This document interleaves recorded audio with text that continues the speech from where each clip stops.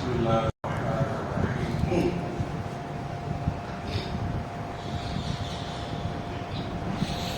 الحمد لله وكفى وسلام على عباده الذين اصطفى، أما بعد. أعوذ بالله من الشيطان الرجيم. يا أيها الذين آمنوا اتقوا الله حق تقاته ولا تموتن إلا وأنتم مسلمون. وقال النبي صلى الله عليه وسلم: اتق المحارم تكن أعبد الناس، أو كما قال رسول الله صلى الله عليه وسلم.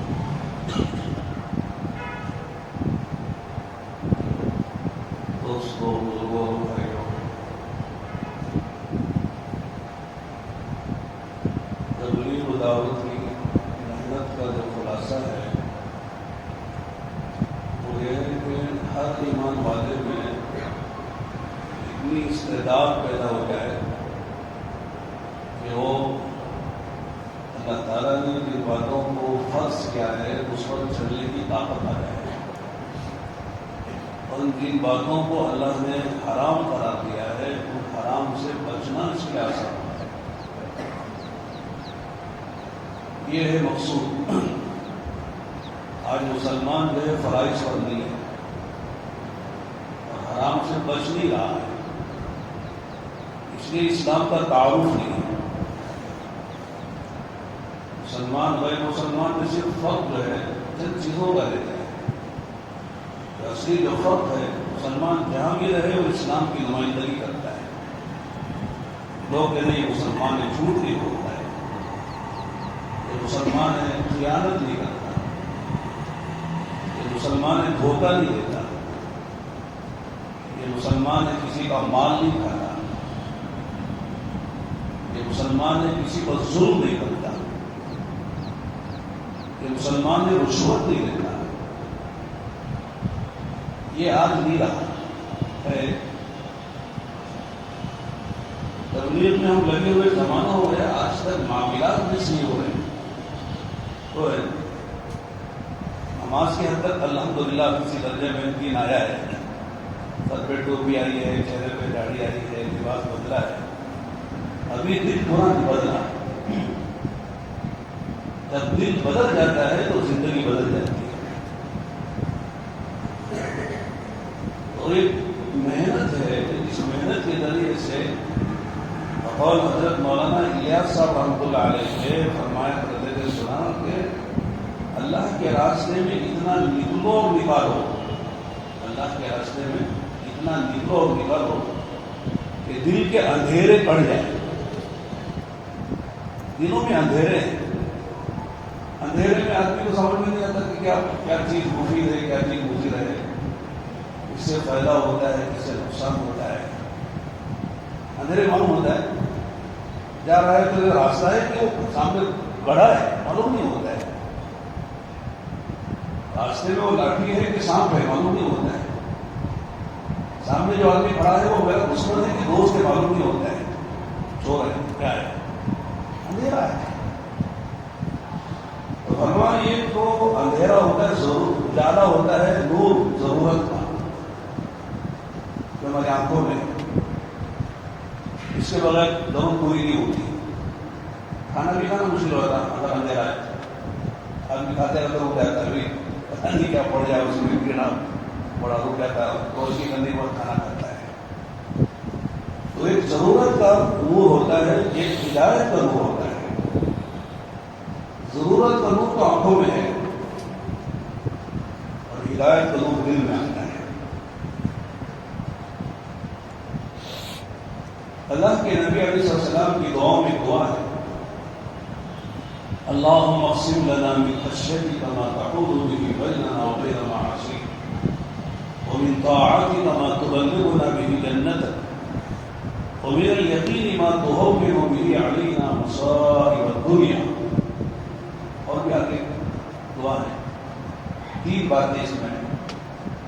فرمایا کہ اللہ میں تجھ سے مانگتا ہوں، مانگنے والے کوئی دولت مانگتا ہے، کوئی شہرت مانگتا ہے، کوئی اولاد مانگتا ہے، کوئی روزی وسعت مانگتا ہے، کوئی حکومت مانگتا ہے، پتہ نہیں لوگوں کے اپنے اپنے الگ ہیں، لیکن میں تجھ سے مانگتا ہوں، جب تو تقسیم کر رہا ہے اپنے بندوں کو اپنی نعمتیں دولتیں، تو میں جو تجھ سے مانگ رہا ہوں یہ کہ تیرا ڈر میرے دل میں اتنا ڈال دے کہ وہ ڈر مجھے گناہوں سے بچا دے۔ اس لیے کہ اللہ کا ڈر ہی آدمی کو اللہ کی نافرمانی سے بچا سکتا ہے۔ جو آیت میں نے آپ کے سامنے پڑھی ہے نا، یا ایھا الذین آمنوا اتقوا اللہ حق تقاتہ، یہ کب پڑھتے ہیں؟ نکاح کے موقع پر پڑھتے ہیں۔ کیوں پڑھتے ہیں؟ تبرک کے طور پر پڑھتے ہیں، برکت کے لیے پڑھتے ہیں۔ برکت کے لیے پڑھنا تو سورہ فاتحہ پڑھنی چاہیے، نماز پڑھی جاتی ہے، اس لیے کہ ام الکتاب ہے اس کا نام، تمام قرآن کا نچوڑ ہے کہ اس میں سورہ فاتحہ پڑھتے ہیں۔ سورہ فاتحہ کے بعد اگر کوئی اور سورت پڑھنی، آیت پڑھنی ہے تو آیت الکرسی پڑھنا چاہیے۔ اعظم القرآن کہا گیا اسے، قرآن کی عظیم ترین آیت ہے، لیکن نہ سورہ فاتحہ پڑھتے ہیں اور نہ آیت الکرسی پڑھتے ہیں نکاح کے موقع پر، یہ آیت پڑھتے ہیں، تین آیتیں اس میں کاٹ لی گئی۔ کیا مطلب ہے؟ اے ایمان والو اللہ سے ڈرو جیسے ڈرنے کا حق ہے۔ حضرت عبداللہ کے عباس فرماتے ہیں کہ ڈرنے کا حق کیا مطلب ہے؟ اللہ سے ڈرو جو ڈرنے کا حق ہے، کیسا ادا ہوگا؟ تین باتیں ہونی چاہیے۔ فرمایا وہ ہوا ان یطاع ولا یعصى، کہ ہر حال میں اللہ کی اطاعت ہو، نافرمانی نہ ہو۔ غمی ہو، خوشی ہو، سفر ہو، حضر ہو، خوشی کا موقع ہو، غصہ ہو، خلوت ہو، جلوت ہو، رات کا اندھیرا ہو، دن کا اجالا ہو، مسجد کا ماحول ہو، بازار کا ماحول ہو، بیوی سے ہو، بچوں سے ہو، شوہر سے ہو، جہاں ہو دیکھو اللہ کی نافرمانی نہیں ہونی چاہیے، اطاعت اللہ کی وہ کرو جسے اللہ راضی ہوتے ہیں، اللہ کی نافرمانی نہ کرو۔ یعنی کہ مسجد میں تو اللہ کے فرمان بردار بنے ہوئے ہیں، اور بازار میں گئے تو ماشاء اللہ معلوم نہیں تھا کہ اللہ بھی کچھ ہے ہمارے اوپر دیکھنے والا۔ یطاع ولا یعصى، اطاعت کی جائے اس کی سراپا اور بالکل نافرمانی سے بچا لیا۔ اب تفصیل لے لمبی بات کرنے کا، آگے ہمارا سفر ہے، یہ ٹرانزٹ ہے، ملباغل جو ہے ٹرانزٹ ہے، آگے گاڑی انتظار میں ہماری، ہمارے فاروق بھی آئے ہوئے ہیں، انشاءاللہ وہ بات کریں گے آپ سے تفصیل لوگ کے ذمہ داروں میں۔ دوسری بات کیا فرمائی؟ یذکر ولا ینسیٰ، اللہ کو یاد رکھا جائے، بھلائے نہ جائے، اللہ ہمیشہ یاد رہے۔ کیا مطلب ہے؟ سبحان اللہ، اللہ یاد کرنا ہے، یاد رکھنا کیا ہے؟ اللہ کا جو حکم بندے کی طرف متوجہ ہو اسے پورا کرو۔ میں آپ سے مثال دیتا ہوں، راستے میں جا رہے ہیں، غیر محرم سامنے آگے بے پردہ، اس وقت کا ذکر کیا ہے؟ قل للمؤمنین یغضوا من ابصارہم، اور ایمان والوں سے نگاہ نیچے کرو، اس وقت کا ذکر ہے۔ توڑ رہے ہیں بازار میں بیٹھ کر، ڈنڈی ماریں گے تو 5,000 روپے نفع جب مل جائے گا، سیدھا توڑیں گے تو 5,000 کم ہو جائیں گے، اس وقت کا ذکر کیا ہے؟ ڈنڈی نہ مارو۔ وَيْلٌ لِّلْمُطَفِّفِينَ الَّذِينَ إِذَا اكْتَالُوا عَلَى النَّاسِ يَسْتَوْفُونَ وَإِذَا كَالُوهُمْ أَوْ وَزَنُوهُمْ يُخْسِرُونَ، لوگوں سے جب لیتے ہیں تو تھوڑا لیتے ہیں، دینے کا مطلب ڈنڈی مارتے ہیں، ان کے لیے ویل ہے، بربادی۔ ہم نے قرآن کو صرف نماز روزی میں سمجھ لیا، قرآن میں ساری چیزیں ہیں، تجارت کیسے کرو، ملازمت کیسے کرو، کھیتی باڑی کیسے کرو، لین دین کیسے کرو۔ ہم جماعت والوں کا بھی تعلق قرآن سے وہ نہیں ہونا چاہیے، قرآن سمجھتے نہیں، قرآن سے سیکھتے نہیں، قرآن کو موقع نہیں دیتے۔ 40 سال سے جماعت میں رہتے، آج تک جو قرآن صحیح نہیں ہوا، دیکھ کے پڑھنے کے اعتبار سے وہی غلطیاں چل رہی ہیں، مسائل کے اعتبار سے زیرو ہے۔ یہ فضائل جو ہے وہ مسائل تک پہنچنے کے لیے ہیں۔ وضو کے فضائل سنے، وضو کرنا بھی تو آنا چاہیے نا، وضو کے مسائل کیا ہے، وضو کے فرض کتنے ہیں، سنتیں کتنی ہیں، اس کے نوافل کیا ہیں، اس کے مستحبات کیا ہیں، یہ سب جاننا چاہیے۔ ابھی تو وضو میں جان پیدا ہوگی، اس لیے وقت نکالنا پڑتا ہے، علماء سے ملنا پڑتا ہے، خلقوں میں بیٹھنا پڑتا ہے۔ بہت میں کر رہا تھا کہ یوز کرو اللہ یوز، اللہ کو ہمیشہ یاد رکھنا، یہ تو یاد کرنا ہے، تو شام کی تسبیحات ہیں پوری کرنی ہے، وہ یاد کرنا ہے۔ یاد رکھنا کیا ہے کہ جس وقت اللہ نے جو حکم دیا ہے اسے پورا کرو۔ کل مطیع ذاکر، ہر اطاعت کرنے والا وہ اللہ کا ذاکر بندہ ہے۔ اطاعت کے معنی ذکر، قرآن کو بھی اللہ نے ذکر کہا، انا نحن نزلنا الذکر وانا لہ لحافظون، ہم نے اس قرآن کو اتارا ہے، اس قرآن کی ذکر کا پورے قرآن کو۔ قرآن میں کیا ہے؟ اوامر ہے، نواہی ہے، یہ کرنا ہے یہ نہیں کرنا ہے۔ اور تیسری بات کیا فرمائی؟ یشکر ولا یکفر، اللہ کا شکر ادا کیا جائے، اللہ کی ناشکری نہ کی جائے۔ ہمارے پاس جو کچھ کس کا ہے وہ ہمارا اپنا ہے، کس کا ہے؟ اللہ کا دیا ہوا ہے، ہمارا کچھ نہیں۔ نہ آنکھیں ہماری ہے، نہ زبان ہماری، نہ کان ہمارے، ہاتھ پیر ہمارے ہیں، نہ دماغ ہمارا ہے، سب اللہ کا دیا ہوا ہے۔ اگر اللہ تعالیٰ سب دیتے، دماغ کا ایک قصور نوس کر دیتے تو ہماری کیا ویلو رہتی؟ اسی میں بیٹھتے آپ پتہ نہیں کیا کیا کرتے ہوتے۔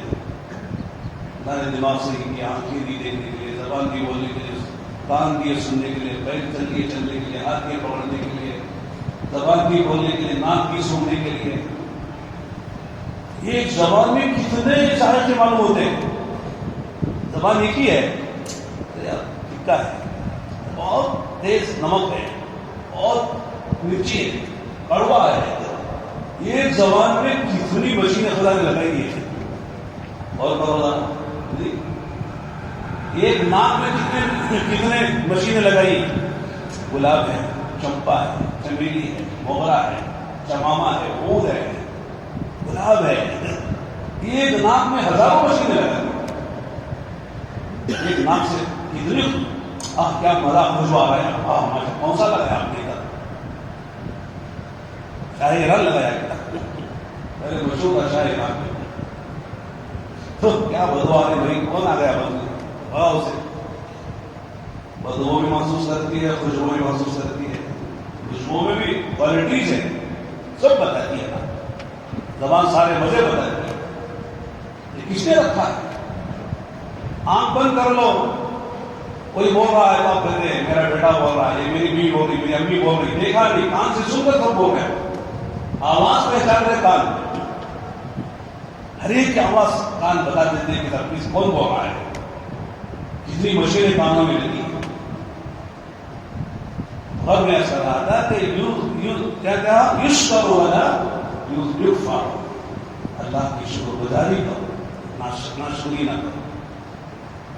اللہ تعالیٰ نے حضرت داؤد اور سلیمان علیہ السلام کو حکومت دی، باپ بیٹے تھے نا، کون بیٹے کون باپ؟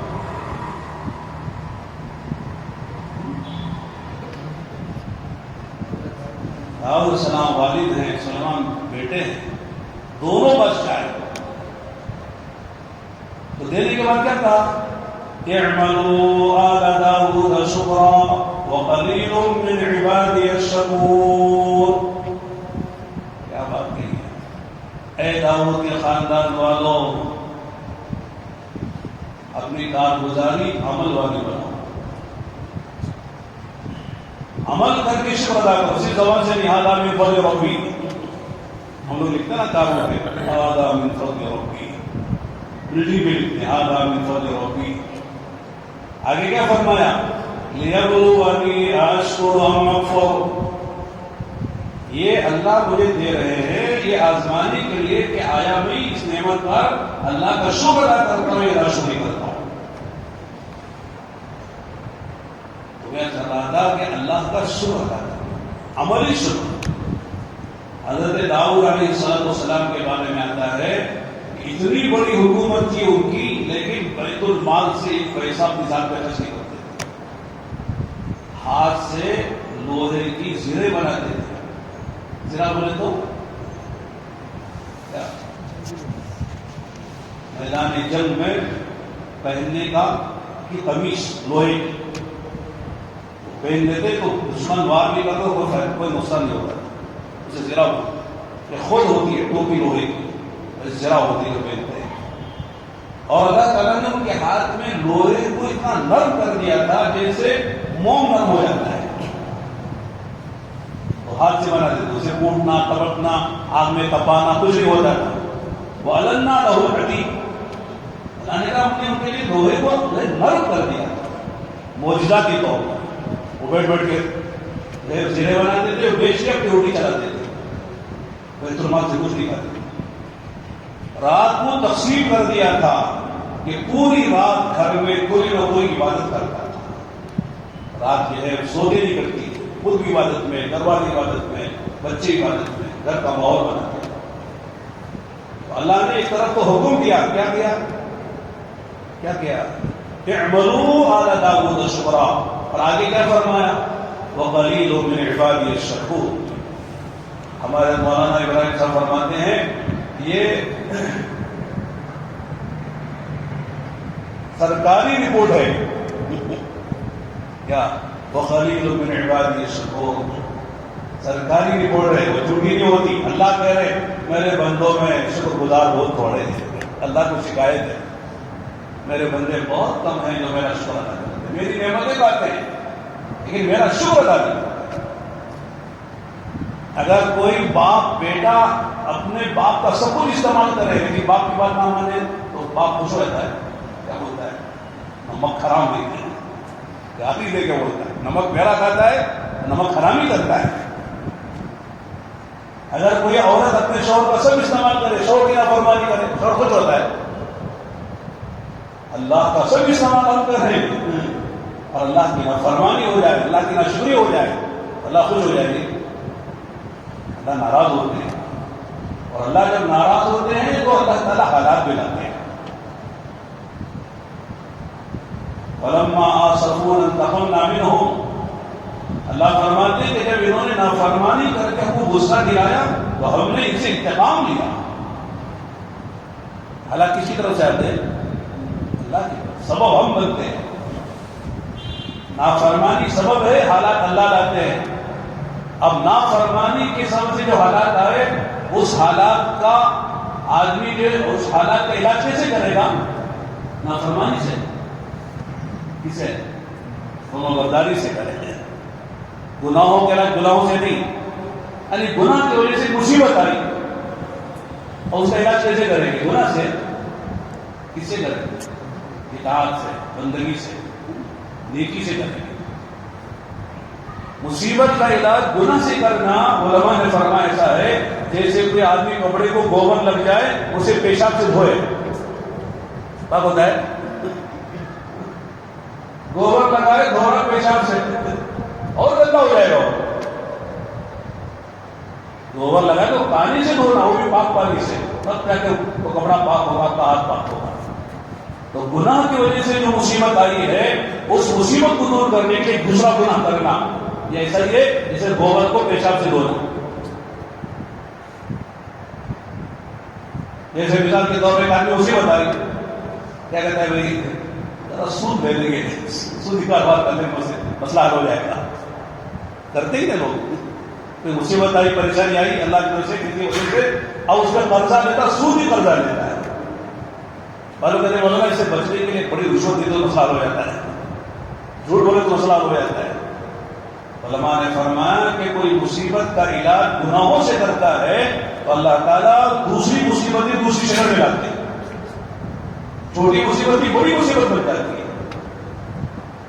اس نے فرمایا کہ آدمی جو ہے گناہوں کا یعنی مصیبتوں کا علاج جو ہے گناہوں سے نہیں کرے بلکہ اللہ کی بندگی و طاعت سے کرے.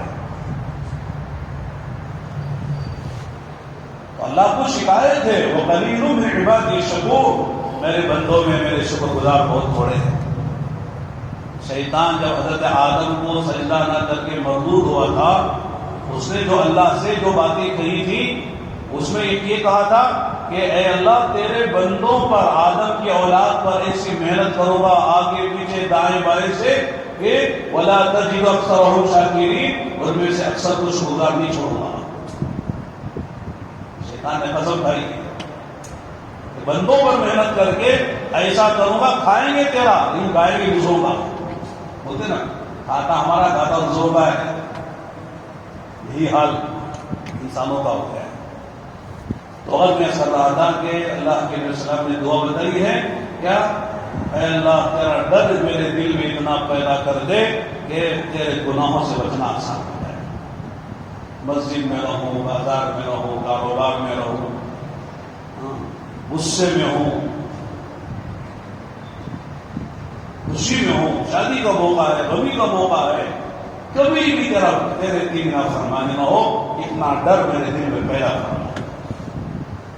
اور جو آدمی ذرا خلوت میں بھی اللہ سے ڈرتا ہے، فرمایا کل قیامت کے میدان میں جن خاص بندوں کو اللہ تعالیٰ اپنے عرش کا سایہ عطا فرمائیں گے ان میں سے یہ بھی ہوگا رجل ذکر اللہ خالیا ففاضت عینا، یا ذکر رجل دعته امرأة ذات حسن و جمال فقال انی اخاف اللہ. تنہائی میں مرد ہے، جوان اور بھری جوانی ہے، اسے ایک عورت خوبصورت وہ دعوت دیتی برائی کی، لیکن وہ کہتا ہے انی اخاف اللہ، میں اللہ سے ڈرتا ہوں، نہیں کر سکتا. ایسے نوجوانوں کو اللہ تعالیٰ اپنے عرش کے سائے میں جگہ کرتا ہے. اللہ کی نافرمانی سے بچانے والی جو طاقت ہے وہ علم نہیں ہے صرف. پھر کسی اتنی شراب پینا حرام ہے، جانتے ہیں مسلمان جانتے ہیں کتنے مسلمان جو پیتے رہتے ہیں، کتنے مسلمان کو معلوم جھوٹ بولنا حرام ہے، سب کو معلوم ہے کہ پھر بھی جھوٹ بولتے ہیں. کتنے مسلمان سود لینا دینا حرام ہے لیکن پھر بھی لیتے دیتے ہیں. علم ہے حرمت کا. جب کتنے مسلمان کو معلوم ہے کہ نماز فرض ہے میں 5 مرتبہ، یہ پڑھتے کتنے ہیں؟ نماز کی فرضیت کا علم ہے، زکوٰۃ کے فرض ہونے کا علم ہے، حج کے فرض ہونے کا علم ہے، رمضان کے مہینے میں رمضان کے روزوں کے فرض ہونے کا علم ہے. اسی طرح یہ چیزیں حرام ہیں معلوم ہے لیکن پھر بھی کرتے. کیوں؟ استعداد نہیں ہے.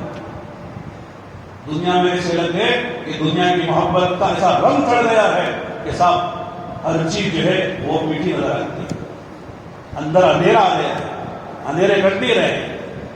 جو اللہ کے راستے میں جائیں گے، چلیں گے اور آخرت کو بولیں گے، جنت کو سنیں گے، جہنم کو سنیں گے، مرنے کے بعد کی زندگی کو سونے گے اس کی دعوت دیں گے اور اللہ تعالیٰ سے دعائیں مانگیں گے تو دھیرے دھیرے دل کا اندھیرا کٹتا ہے. پھر آدمی کو فرائض پڑھانا آسان ہوتا ہے.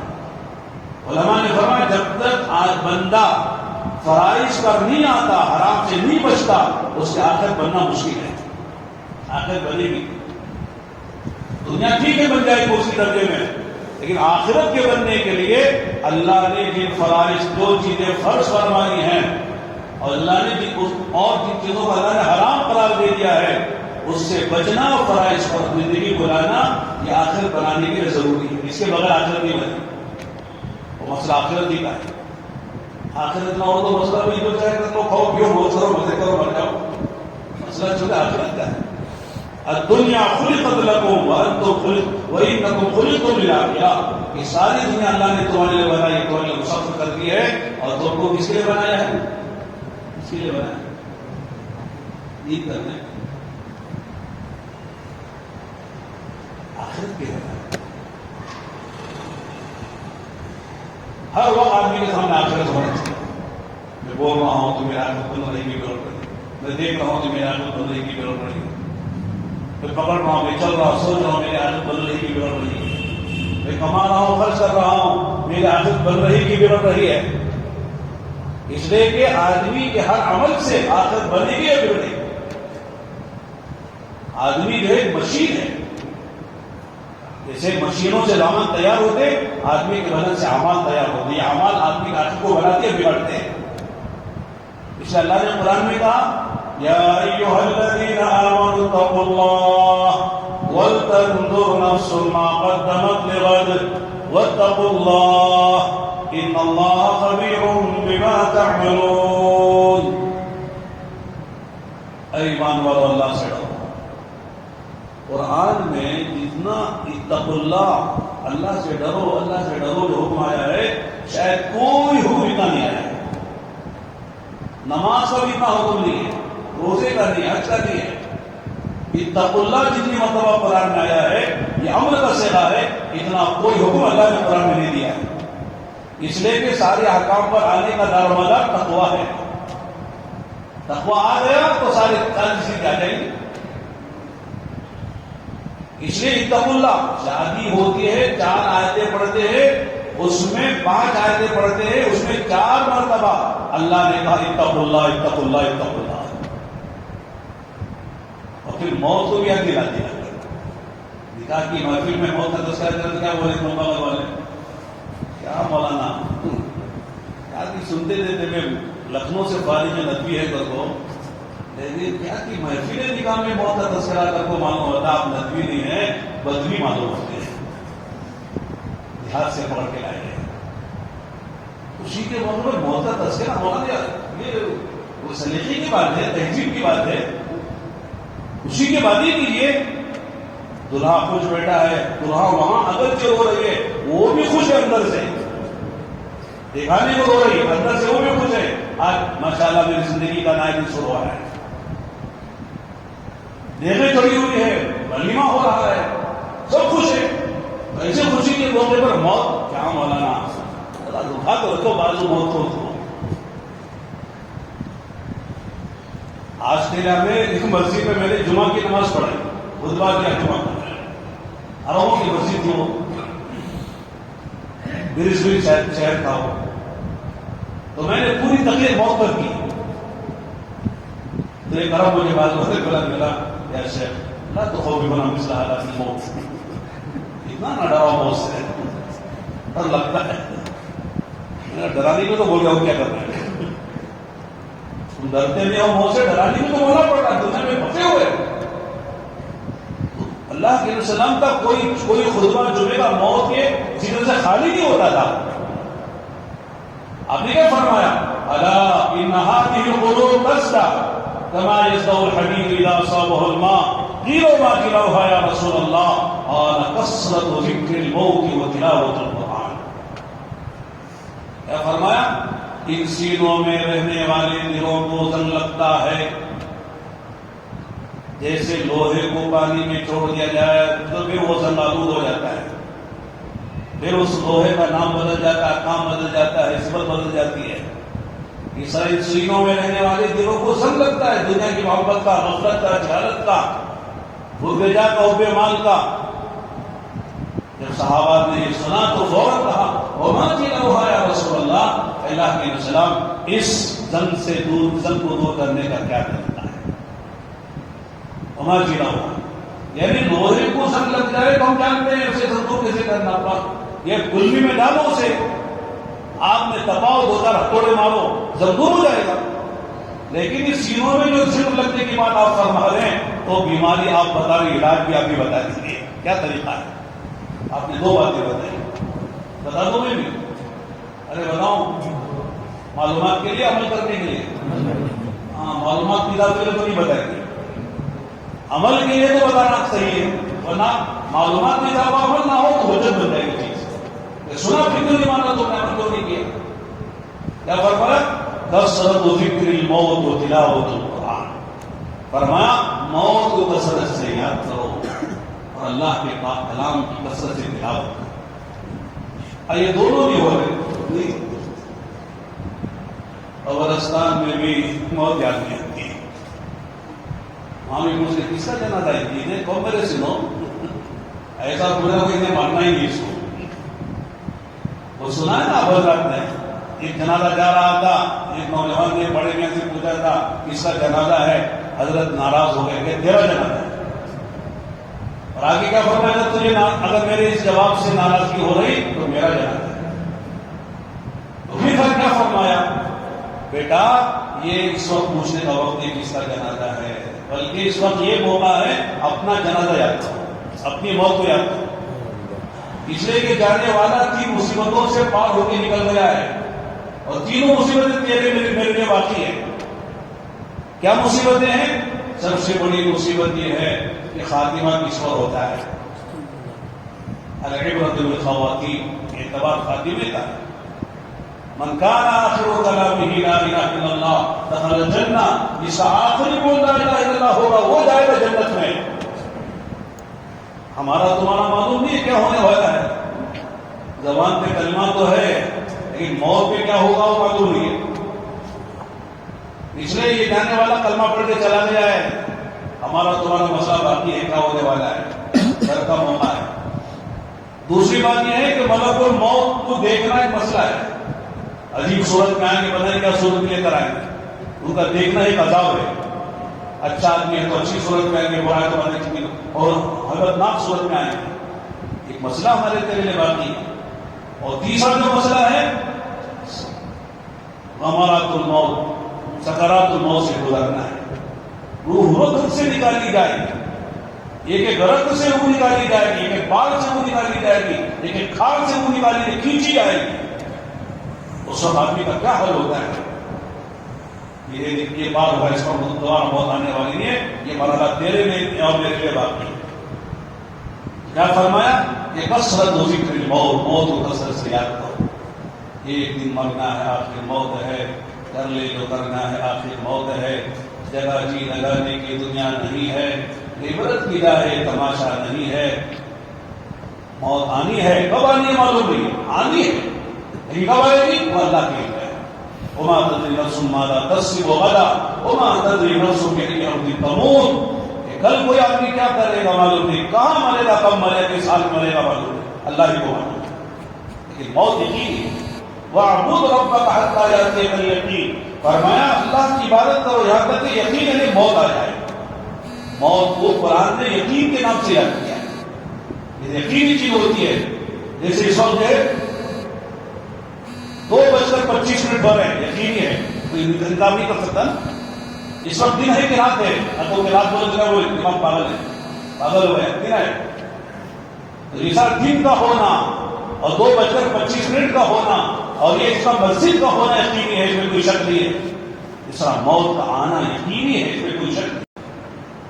دنیا کا کوئی انسان پتہ نہیں کسی سے انکار اس نے کیا کرے گا, لیکن موت کا انکار کرنے والا کوئی میں کا لال آج تک پیدا نہیں ہوا. سب کہتے موت موت موت. کسی دھرم کا ہو, کسی مذہب کا ہو, کسی دین کا ہو, اللہ کو نہ مانتا ہو لیکن موت کو مانتا ہے. فرمایا کثرت سے موت کو یاد کرو, مراقبہ موت کرو. اور دوسری بات کیا فرمائی, اللہ کے پاک کلام کی تلاوت کرو. کتنے مہینے گزر جاتے ہیں, ہاتھوں میں اللہ کا قرآن نہیں آتا ہے. واٹس ایپ ماشاء اللہ, یہ آیا وہ آیا, یہ آیا وہ آیا. ایک صاحب کہنے لگے سلام پھیرتے ہی آدمی واٹس ایپ کھول کے دیکھتا ہے, کیا پتہ آیا ہے کہ میری نماز قبول نہیں بولنے کے لیے. نماز ہوتی واٹس ایپ کھول کے دیکھتا ہے, لیکن مہینوں گزر جاتے ہیں, دن گزر جاتے ہیں, اللہ کا پاک کلام آپ کو بھی نہیں آتا ہے. مسائل الجھے ہوئے مسائل میں آقا نے فرمایا جو روزانہ صبح سے یاسین کی کر لے تلاوت, شام تک کے سارے مسئلے پورا حل کریں گے. کتنے لوگ جو یاسین پڑھتے ہیں روزانہ. آپ نے فرمایا سونے سے پہلے جو آدمی روزانہ سورہ واقعہ کی تلاوت کر لے اس کے گھر میں فاقہ نہیں آتا. کون پڑھتا ہے سورہ واقعہ روزانہ؟ ہمارے پاس نسخے ہیں, استعمال نہیں کرتے, یہ مسئلہ ہے. دوا ہے, استعمال نہیں کرتے. غیروں کے پاس بیماریاں بھی ہیں اور جو ہے علاج بھی نہیں ان کے پاس. ہمارے پاس بیماریاں ہیں تو علاج بھی تو ہمارے پاس ہے, نسخے ہمارے پاس ہے, دوائیں ہمارے پاس ہیں. ایک آدمی بیمار تھا, جا کے ڈاکٹر کے پاس دوا لے کر اچھی میں رکھ دیا, الماری رکھ دیا, اچھا ہوتا ہے کہ صاحب مجھے فلاں ماشاءاللہ سرجن کے پاس گیا اور اتنا اچھا نسخہ دیا ہے, اور دوا لے کر میں نے رکھا ہے, 8 دن ہو گئے, بیمار اچھی نہیں ہو, کیا لا کے رکھا ہے, استعمال نہیں کر رہا, کھا نہیں رہا, پی نہیں رہا ہے, کیسے اچھا ہو جائے. نسخے ہمارے پاس شاندار زوردار ہے, قرآن حدیث ہے, لیکن استعمال نہیں کرے تو قصور کس کا ہے؟ کس کا ہے بھائی؟ قرآن حدیث کا ہے, ہمارا قصور ہے. کتنی چیزیں ہمارے پاس ہیں.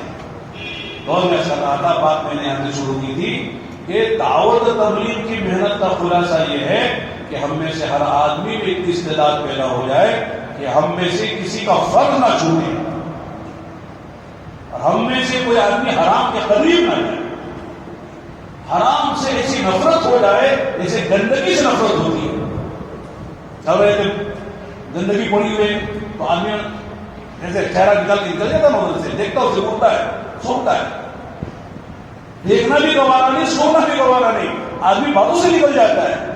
ایسا چھوٹی بڑی جو بھی برائی ہے، گناہ ہے، اس سے آدمی کے دل میں نفرت پیدا ہو جائے اور فرض ادا کرنے میں آدمی کو مزہ نہیں ہے. حبب الیکم الایمان وزینہ فی قلوبکم وکرہ الیکم الکفر والفسوق والعصیان. اللہ نے صحابہ میں کہا کہ ایمان آپ کے دلوں میں اللہ نے مزین کرنا، محبوب بنا دے، ایمان محبوب ہو جائے، اپنے مسلمان ہونے پر ناز ہو، اپنے دین کی دعوت کا کام کرنے پر ناز ہو، آدمی کو اندر سے خوشی ہو، میں مسلمان ہوں، میں دین کا داعی ہوں، میں اللہ کا نبی، اللہ کا بندہ حضور کا امتی ہوں. اس سے بڑی نعمت مجھے کیا چاہیے؟ دنیا آنی ہے، جانی ہے، فانی ہے، ختم ہو جائے گی.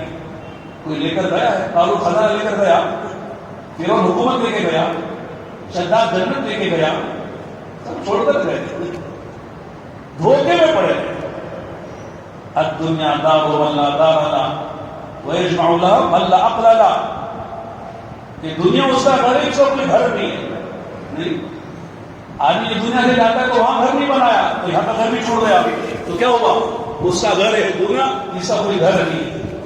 اور دنیا کو وہ جمع کرنے سے عقل نہیں ہے، اس لیے کہ جمع کر کے چھوڑ کے چلا گیا، وہاں بھی نہیں جمع کیا، آخرت میں نہیں بھیجا، اور یہاں جمع کیا تو کیا ہوا؟ عقل نہیں ہے. ويجمع من لا عقل له.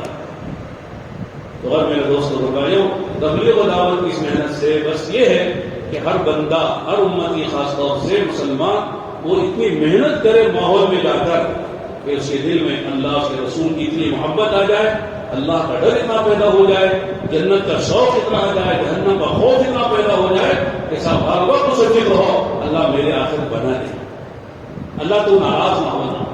وہ رضوان من اللہ اکبر، سب سے بڑی چیز اللہ کی رضامندی. اللہ راضی ہو گیا، مسئلہ حل ہے. کوئی راضی ہو ناراض ہو، کسی شخصیت کو راضی کرنے کی فکر نہیں ہم. دنیا والے ناراض ہو جائیں، ہم کو اللہ کو راضی کرنا ہے. اور حدیث میں آتا ہے من اصلح ما بینہ وبین اللہ اصلح اللہ ما بینہ وبین عبادی بین خلقی. کہ جو بندہ اپنے اللہ کا معاملہ صحیح کر لیتا ہے، اللہ پاک اس کا اور بندوں کا معاملہ بھی صحیح کر دیتا ہے. بس اللہ سے معاملہ صحیح کرو، اللہ کو راضی کر لو. فرمایا کہ سارے مسئلے اللہ خود حل کرے. مخلوق کو راضی کرنا چاہیں گے اللہ کو ناراض کر کے، تو اللہ کو ناراض ہی اللہ مخلوق کو بھی ناراض کرے. اگر اللہ کو راضی کرنے کا فکر ہے، مخلوق چاہے راضی ہو نہ ہو، اللہ کو راضی کرنا ہے، اللہ بھی راضی ہو جائیں گے، اور جن مخلوق کو جو مخلوق ہم سے ناراض ہے وہ بھی راضی ہو جائیں گے. یہ اللہ کا نظام ہے. اللہ کے وسلم نے مدینہ منورہ میں صحابہ کو جمع کر کے یہ بات اجتماعی طور پر فرمائی تھی. تو میرے دوستو، اس کے لیے آدمی ماحول میں جاتا رہے، دینی جاتا رہے، 40 دن جاتا رہے، 4 مہینے جاتا رہے، 2.5 گھنٹے روزانہ وقت لگائے، اپنی زندگی کا ایک کام سمجھے، بوجھ نہ سمجھے.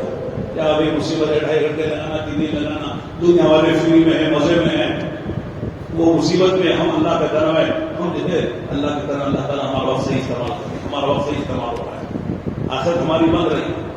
اس لیے دعوت کے کام کو اللہ کا انعام سمجھے، کوئی مصیبت اور یہ بوجھ نہ سمجھے. جو آدمی بوجھ سمجھتا ہے اللہ سے کام نہیں لیتے. جو آدمی سے ایک اللہ کی نعمت سمجھتا ہے، اللہ تعالیٰ کی طرف انعام سمجھتا ہے، اللہ سے کام لیتے ہیں. اور آپ حضرات کے یہاں سے روزہ جماعتیں نکلتی ہیں، پورے شہر سے کتنی نکلتی ہیں؟ ہم نے سنا کہ 28 مسجدیں ہیں، اس میں 18 مسجدوں میں ماشاء اللہ کام ہوتا ہے. صحیح خبر ہے؟ 19 مسجد ہوتا ہے. تو ایک اور مسجد بڑھتا ہے، تو ہر مسجد سے جماعت شہرات نکلتی ہوگی نا. تو ایک جماعت بھی نکلی تو 19 جماعت بھی نکلنا، 2 نکلی تو 30 اور 8 جماعتیں نکلنا. ہر مسجد سے اگر شیر اور جماعت ایک بھی نکلتی ہے تو 19 جماعتیں نکلنا چاہیے. نہیں کتنی نکلتی ہے؟ ارے بولو بھائی، شرما کی کیا بات ہے؟ 4-5. تو محنت کی کمی ہے نا. آپ نے اتنی بڑی دکان کھولی ہے، لاکھوں کا پیپر ہونا چاہیے، اس میں 500 کا پیپر 1000 کا پیپر ہوتا ہے، تو فکر ہوتا ہے کہ نہیں ہوتا ہے؟ اتنا بھنڈوال ڈالے ہم اور پیپر اتنا ہو رہا ہے، نفع کم ہو رہا۔ اور میں نے بتایا کہ آپ کے یہاں جو ہے 5-6 جگہ جو ہے مستورات کی اجتماعی تعلیم ہوتی ہے ہفتے واری۔ میں نے کہا ہر مسجد کے ماحول میں ہونا چاہیے، 18 مسجدیں ہیں تو 18 مسجدوں کے ماحول میں مسجد وار تعلیم مستورات کی ہفتے واری ہونی چاہیے۔ بس 3 شرطیں ہیں، جس گھر میں ہم تعلیم کرنا چاہتے ہیں اس گھر کی مستورات کا وقت لگا ہوا ہو، چلا یا کم سے کم اشارہ، اس ماحول میں 2-4 عورتیں اور ہو، 10 اشرا لگائی ہوئی، چلا لگائی ہوئی، تینی لگائی ہوئی، پھر وہ مسجد کی جماعت مضبوط ہو، اس کے مشورے سے وہ گھر میں اجتماعی تعلیم کا نظام چلے۔ ادارے کے اس طرح اگر آپ سوچیں گے تو ہر مسجد کے ماحول میں ماشاءاللہ اجتماعی تعلیم ہو سکتی ہے۔ اس کا مطلب ہے کہ ابھی محنت جو ہے ایسے ہونی چاہیے، نہیں ہو رہی، ہو سکتا ہے لاک ڈاؤن سے پہلے ہو رہی تھی، اب لاک ڈاؤن کے بعد یہ ذرا حالات کی وجہ سے سستی بھی آ گئی۔ اور حکمت بولتے بہت سے لوگ، حکمت ہے، ایک ہوتی ہے حکمت اور ایک ہوتی ہے ہمت۔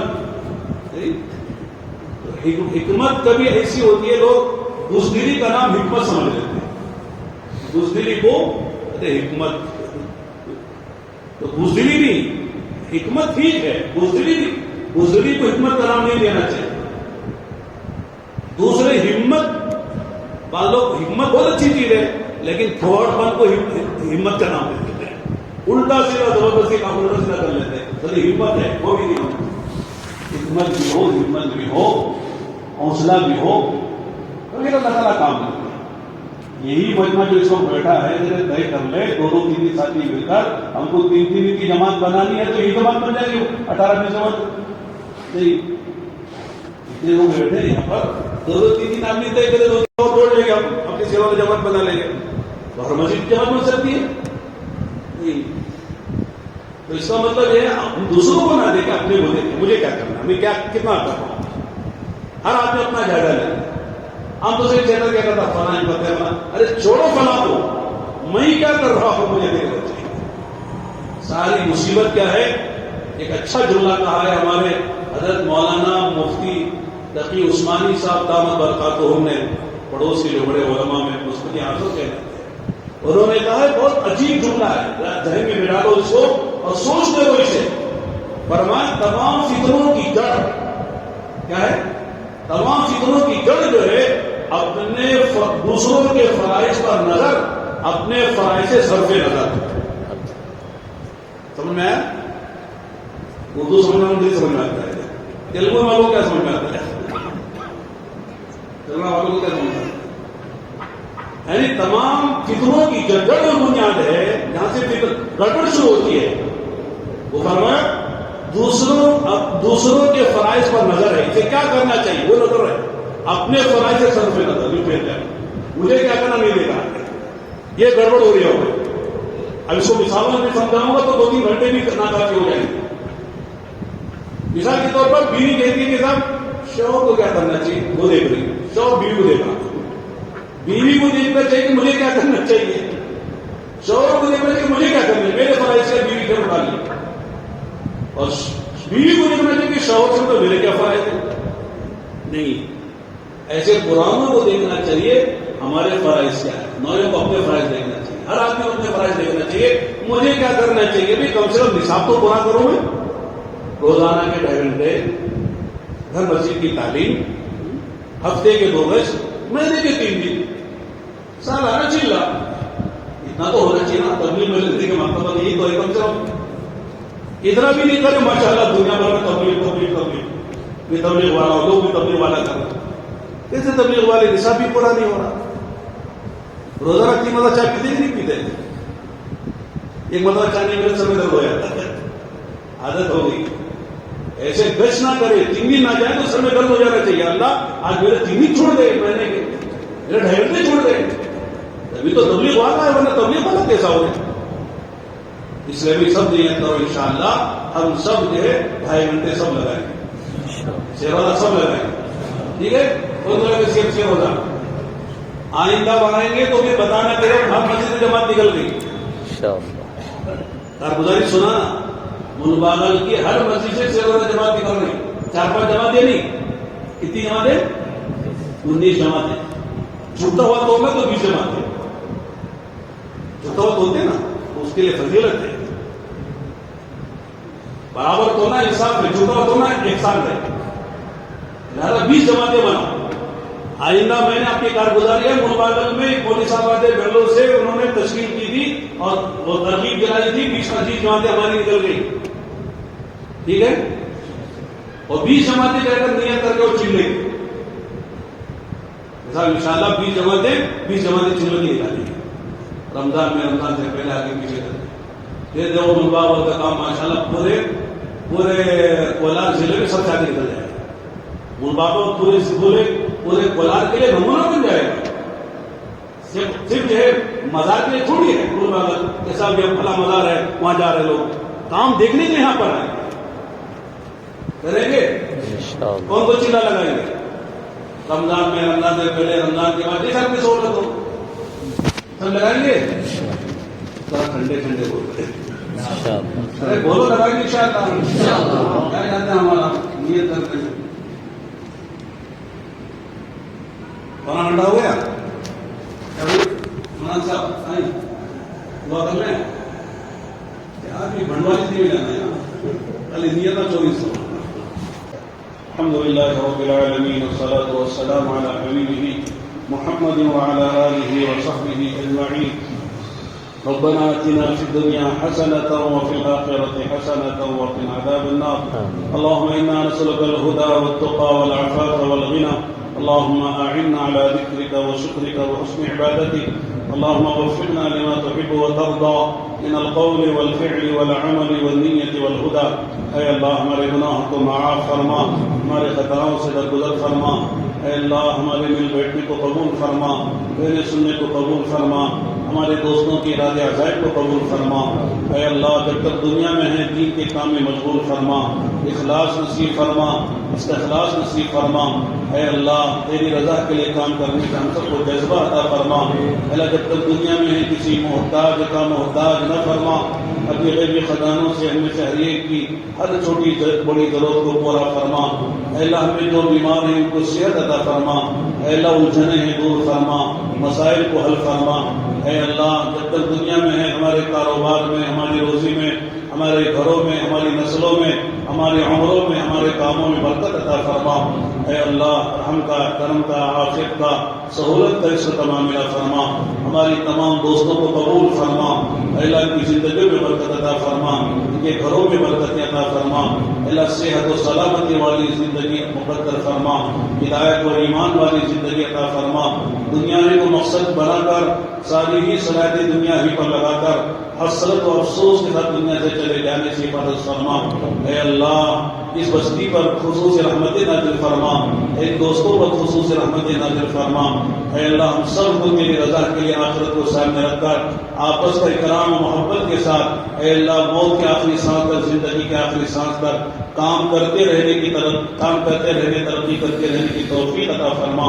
اے اللہ جو مانگا وہ عطا فرما، جو مانگنا سکے ہماری حاجتیں ہم سے زیادہ جانتا ہے، ہمیں شہری کی حاجت کو پورا فرما. ایمانی زندگی، ایمانی موت، ایمانی اجر عطا فرما. سوء خاتمہ سے حفاظت فرما. جنت الفردوس کے اعلیٰ سے اعلیٰ مقامات میں داخلہ مقدر فرما.